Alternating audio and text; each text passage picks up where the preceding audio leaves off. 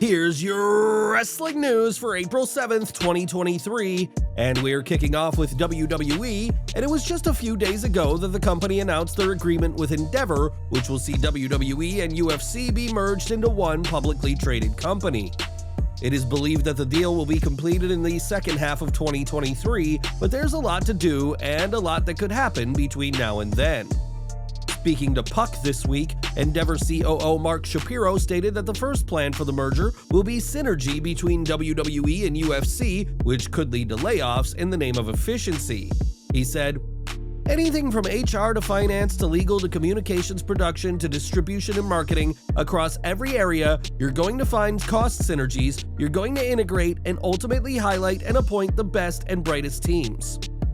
WWE is also set to begin its next round of media negotiations soon, as both the deals for Raw on the USA Network and SmackDown on Fox are up in 2024. When asked about this, Shapiro said he believes that WWE having Endeavor in their corner will only help them in the long run. There's no question that when Nick Khan goes in to renew his domestic deals, having us at the table with our relationship and our portfolio of assets will be helpful in the process. Shapiro further stated that the revenue opportunities are huge for WWE and that Endeavor will run the UFC playbook, referencing how successful and profitable Dana White's promotion has been since being acquired by Endeavor. It remains to be seen how this merger will impact the WWE product, including its roster and storylines, but it's clear that major changes are on the horizon. But what do you make to all this? Will the Endeavor deal help WWE in the long run? Share your views on what is arguably the biggest wrestling story ever in the comments below. Endeavor's deal with WWE will be finalized later this year, but reaching this deal was no easy feat for Ari Emanuel. In the article by Puck.com, it is revealed that Shapiro and Emanuel faced stiff competition from at least one rival bidder, John Malone's Liberty Media, the owner of Formula One. Shapiro and Emanuel outlined their proposal during a meeting with WWE Chairman Vince McMahon and CEO Nick Khan at Rain Group offices in New York in mid-March, and made a more emotional pitch a week later. Despite their efforts, however, the bidding process continued until the very end, with Shapiro describing it as nip and tuck all the way. In the end, Endeavor won out, and the deal was signed on Saturday night, and it is believed that the emotional pitch was what sealed the deal for Shapiro and Emanuel. The $9.3 billion paid for WWE highlights the brand's value in sports and entertainment, and we'll have to see what the future holds after this closely fought bidding war. On this week's Raw, Brock Lesnar turned heel in shocking fashion, ambushing and obliterating Cody Rhodes in the main event of the show.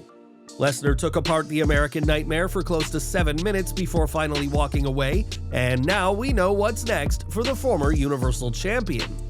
Sean Ross Sapp of Fightful reports that Lesnar will be sticking around in WWE, and that of all the changes made by Vince McMahon this week, Brock's heel turn was always the plan. Fightful Select reported this week that while there were some adjustments to Cody Rhodes' WWE Raw plans, this was not one of them.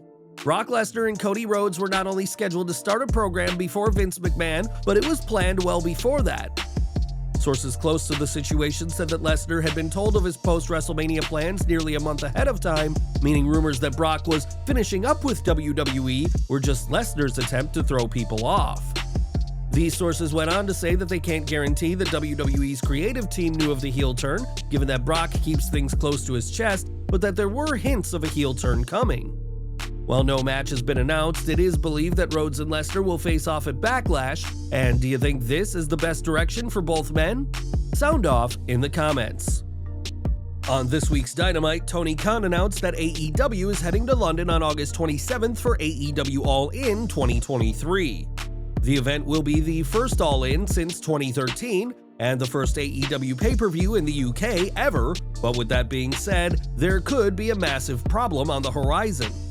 As WrestleTix explained on social media, AEW's attempt to fill Wembley Stadium, a venue that can hold 90,000 people, could seriously backfire for the company, depending on how the show is priced. If AEW gets under 20,000, it'll be an embarrassing day at the office for Tony Khan, and while a crowd of 20 to 25,000 would be a record for AEW, it would still be a bad look. It's believed that an attendance between 30 and 40,000 is the most realistic for AEW, which would mean that a significant amount of the arena would not be used at the event.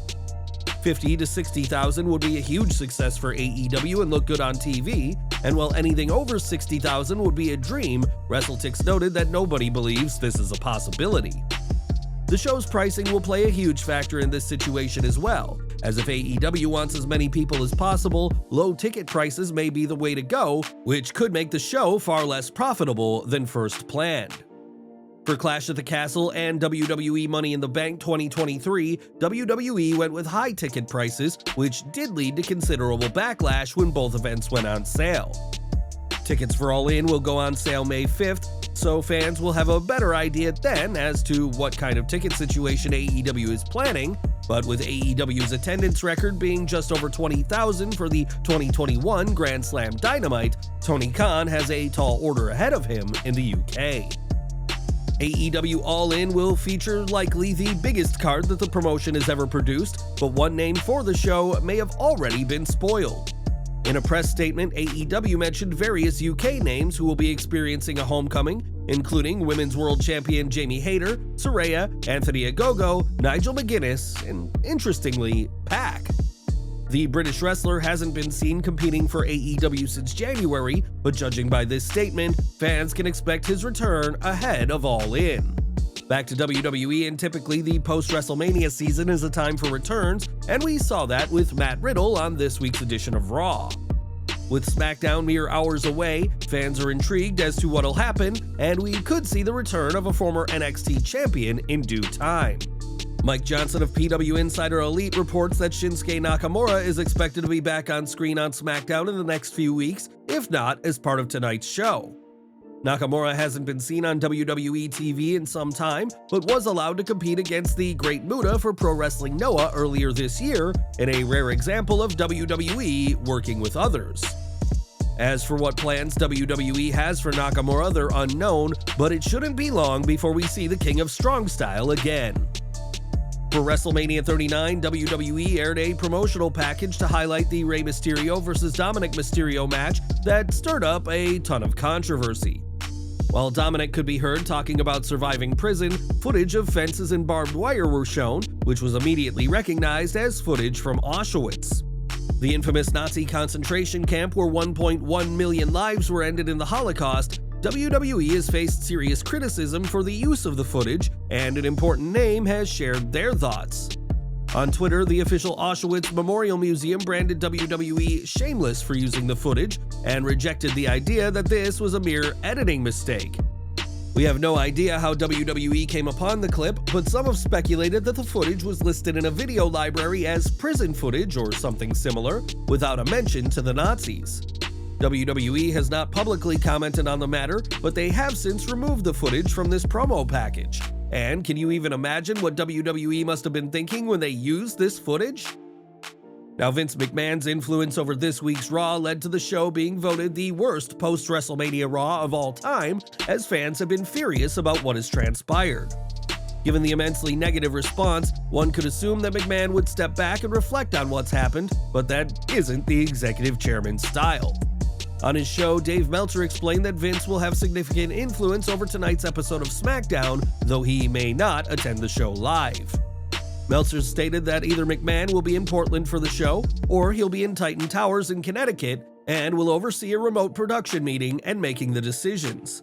Tonight's SmackDown could be a monumental one for WWE, with reports that fans are going to be launching a Fire Vince movement both on social media and via chants.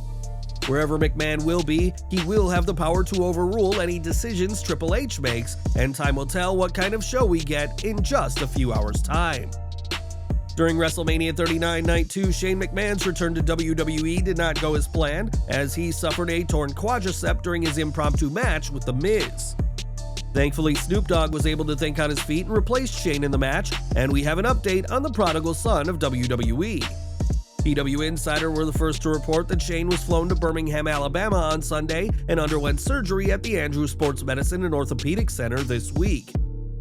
This center has played host to several injured WWE superstars over the years, including Cody Rhodes last year, and hosted Shane's brother-in-law Triple H after his quad tear in 2001.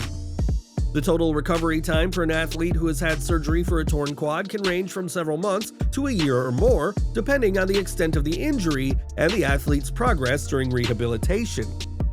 For now, though, the only thing that matters is that Shane follows his rehab program carefully and works with the medical professionals for the best outcome, and we're wishing